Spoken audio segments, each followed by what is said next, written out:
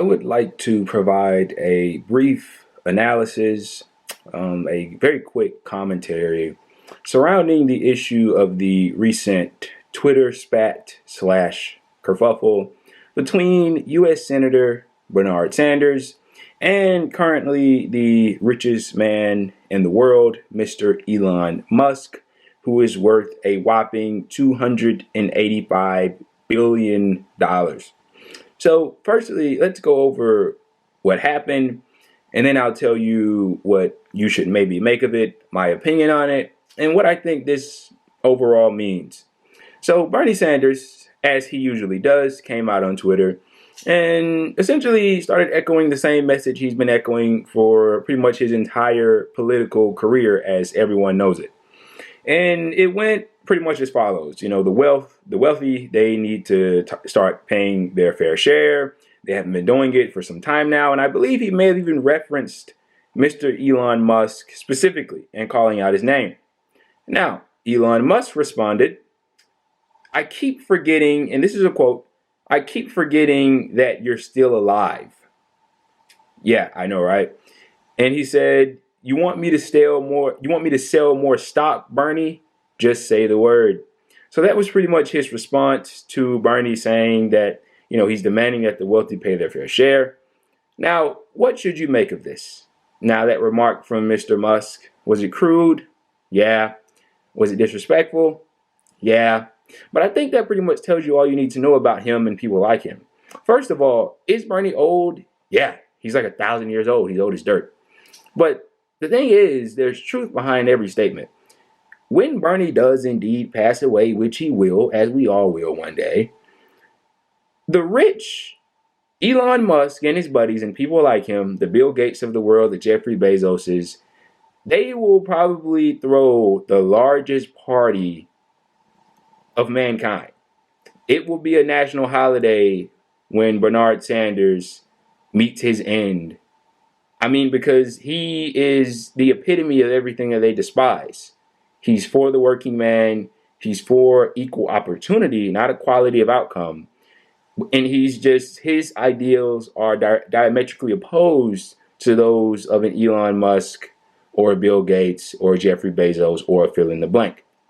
Now, why is Elon Musk doing this? Why is he engaging? Why is the richest man in the world engaging in Twitter squabbles with the U.S. Senator? Doesn't he have more time on his hands? He's the richest man in the world. Doesn't he have important things to do? Whatever kind of obligations he must fulfill. Why is he doing this? I have an answer for you, and I'll be very blunt. This is the behavior of a person that is frightened. Yeah, it is.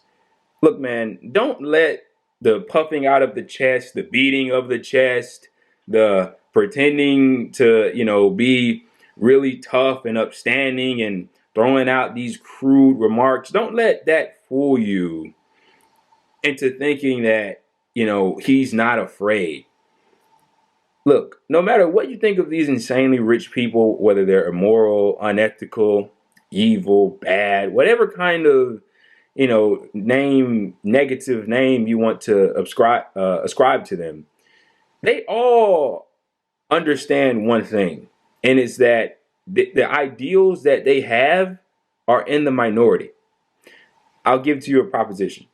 If the people were given the task, as in the massive people of this country, because they're not, if they were given the task to decide amongst themselves democratically, which they're not, who gets taxed how much, who doesn't get taxed, who receives tax cuts, who doesn't receive tax cuts, Mr. Musk, as well as his rich friends, will be on the receiving end, not of the tax cuts that they benefit so much from these days, but on the receiving end of the huge increase in taxation. Why? Because the polls show us, and the American people tell us all the time, that they are in fact in favor of increased taxes on the wealthy and on corporations.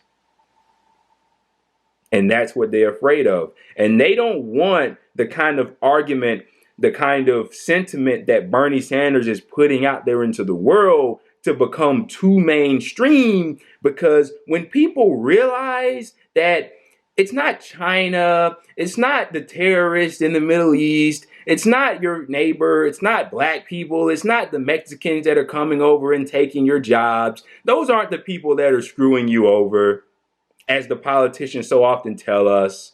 No, the people that are making your life so difficult, the people that are fueling this wealth inequality that we're seeing get exacerbated as time goes by, are the people that are here at home, are the people and the entities that have bought and own the politicians that do their bidding. And they try to distract you from that, so you don't look up at the sky and see that huge amount of wealth that they've been hoarding and go and try to take some of it. That's why they respond in these ways. Why do you think he couldn't let this go unchallenged? You're the richest man in the world. You have a huge amount of influence over the politics of this country. Why couldn't you see something like this and just let it pass by? Are you not confident? No, he's not. He's afraid. He knows that the ideas that Bernie Sanders espouses are popular. So what does he do? He has to meet them with his own propaganda. And it works. I'm not going to sit here and say that it doesn't. You want to know why? Because a lot of people, and it's sad, but people believe that, hey, and this is the argument that people like him use. You know, one day you may start your business and you may come across some new innovative idea, and you could become the next Elon Musk, could become the next Jeffrey Bezos, or you could become a billionaire or a millionaire. And when you do, they won't just come for me, they'll come for you. But there's something that a lot of people don't get. These people that are already the Elons and the Jeffrey Bezoses and the billionaires and millionaires, they've rigged the system in a way to where it's more difficult, if not impossible, for you to emulate what they've done. Why? Because what if we had more billionaires and more millionaires and more people of wealth? That means the wealth that they currently possess would have to get around a bit more. They wouldn't have as much. There'd be more competition. They can't have that. So they give you this false fairy tale idea of, oh, I mean, the chances of you becoming me are really high. They're not. So they try to change your way of thinking into being for what they're for, when what they're for is deleterious to you and everybody else like you. Final thoughts. Look, man, I don't need to make the ethical and moral argument about why we need to tax the wealthiest people in this country, what they haven't been being taxed for such a very long time in this country.